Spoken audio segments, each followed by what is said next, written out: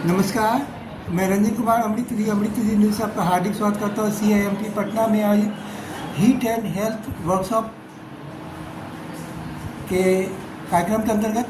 नमस्कार सर, आपको हार्दिक बधाई हो जो आपने ये कड़पी क्षेत्र का जो सर्वे और जो रिपोर्ट आपने पेश किया आज।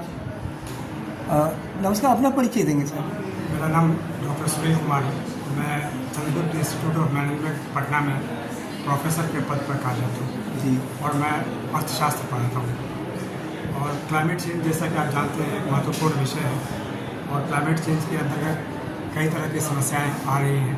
ग्लोबल टेम्परेचर बढ़ता जा रहा है और बिहार जैसे राज्य के लिए जहाँ पर कि कृषि सबसे महत्वपूर्ण क्षेत्र है और यहाँ पर जनसंख्या का घनत्व बहुत ही अधिक है, क्लाइमेट चेंज का इम्पैक्ट अन्य राज्यों की तुलना में अधिक होती है। तो हाल के वर्षों में हमने देखा है कि यहाँ पर हीट वेव्स या लू, जिसको हम लू कहते हैं, उसकी समस्या बहुत बड़ी है और गर्मी के मौसम में लोगों को कई तरह की परेशानियाँ होती हैं। इस बढ़ते हुए टेम्परेचर का जो प्रभाव है वह कई क्षेत्र पर पड़ता है, कृषि क्षेत्र पर पड़ता है, हमारे हेल्थ सिस्टम पर पड़ता है, हमारे इन्वायरमेंट पर पड़ता है। और इस तरह से हम देखेंगे कि इस हीट मैनेजमेंट को ठीक से करने की आवश्यकता है। इसलिए Bihar state disaster management authority के द्वारा राज्य स्तर पर विभिन्न जिलों के लिए हीट एक्शन प्लान बनाने की तैयारी की जा रही है। और इस सिलसिले में Chandragupta institute of management Patna ने एक केस स्टडी किया था कार्पी में, जो कि अर्बन जिले में है। और हमने पाया कि पिछले 2 दशकों में कार्पी में कई अंतर आए हैं। उसका मुख्य कारण यह है कि जनसंख्या की वृद्धि हो रही है, लोग पेड़ काट रहे हैं, रोड को चौड़ा करने के लिए या रोड कंस्ट्रक्शन के लिए पेड़ों को काटा जा रहा है।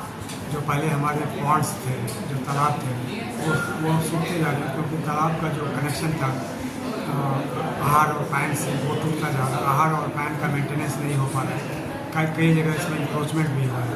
उसके कारण कई समस्याएँ हो रही हैं और जो वहाँ का मैक्सिमम टेम्परेचर है वर्ष द वर्ष बढ़ता जा रहा है। और यह पाया गया कि 1993 और 2024 के बीच में जो मैक्सिमम टेम्परेचर है वो लगभग 10 डिग्री तक बढ़ गया है।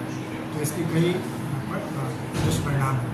तो इन सब पर चर्चा करने के लिए आज CIMT में हीट एंड हेल्थ पर एक वर्कशॉप का आयोजन किया गया, जिसमें राज्य सरकार के वरिष्ठ अधिकारी, एकेडमिशियंस, सिविल सोसाइटी ऑर्गेनाइजेशन के सदस्य सभी भाग ले रहे। और इस कार्यशाला के बाद में हम इसके प्रोसीडिंग्स और एक्शन पॉइंट बनाएंगे, जो कि हम सभी स्टेक होल्डर्स के साथ साझा करेंगे। आम जनता से क्या कहेंगे आप? ये जो ग्लोबल वार्मिंग का सभी परेशान हैं, मनुष्य के साथ साथ जीव जंतु, पेड़ पौधे सभी परेशान हैं और एक तरह से कहा जाए धरती पर जो जीवन है वो खतरे में है। तो ऐसी स्थिति में हम क्या करें और कैसे मानव जीवन के साथ साथ पशु पक्षियों और वृक्षों को बचाएं, धरती को बचाएं? ये एक बहुत बड़ी समस्या है। अभी तक केवल चर्चा हो रहा है, लेकिन इस पर जो एक्शन होना चाहिए उसमें कमी है। इसमें आइए सबसे पहले आवश्यक है कि हम समुदाय को इसमें शामिल करें। समुदाय की सहभागिता बहुत ही महत्वपूर्ण है। प्रधानमंत्री के द्वारा मिशन लाइफ लॉन्च किया गया, जिसका अर्थ है लाइफ फॉर इन्वायरमेंट। तो हम अपने जो डेली के लाइफस्टाइल उसमें कई तरह के अंतर कर सकते हैं, जिससे कि हम इन्वायरमेंट को बचा सकते हैं। जैसे हम पानी का बचाव करें, बिजली का उपयोग सही तरीके से करें। यदि हम AC चला रहे हैं तो 24 डिग्री पर AC चलाएँ। जो फ्लश में पानी हम यूज़ करते हैं उसको हम सोचें कि क्या हर बार फ्लश करना जरूरी है। यूरिन के लिए फ्लश की आवश्यकता नहीं, कम पानी में भी काम चल सकता है। शावर यूज़ करने के बजाय हम बाल्टी में नहाएं। ये छोटे छोटे ऐसे लिफ्ट यूज़ करने के बजाय हम सीढ़ी से चलें, कार से जाने के बजाय हम पब्लिक ट्रांसपोर्ट को यूज़ करें। तो इन सबसे जो है एनर्जी की बचत होगी और ग्रीन हाउस गैस का जो उत्सर्जन है वह कम होगा और इसके द्वारा ही हम पर्यावरण की सुरक्षा कर सकते हैं।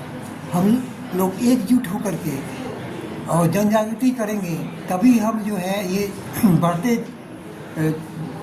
जो गर्मी बढ़ रही धरती का उसमें और साथ ही साथ जलवायु परिवर्तन के इस युग में मनुष्य के साथ साथ जीव जंतु को और पर्यावरण को बचा सकेंगे। एकजुटता बहुत जरूरी है। समुदाय को उसमें भाग लेना बहुत ही आवश्यक है। जी जी, अब केवल सरकार के भरोसे रहने से नहीं काम चलेगा। जी अभी एक्शन का हम सभी खतरे में हैं। जी अभी एक्शन का समय जी, और एकजुट होकर हमें ये काम करना होगा। पर्यावरण बचाने के लिए पेड़ पौधे, वृक्ष, जंगल को बचाना है, पानी भी बचाना, नदियों को भी बचाना है, तभी हमारा जीवन और भविष्य खुशहाल होगा। बहुत बहुत धन्यवाद। मैं रंजन कुमार, अमृतसर प्रताप बिहार। जय हिंद, जय भारत, वंदे मातरम। नमस्कार।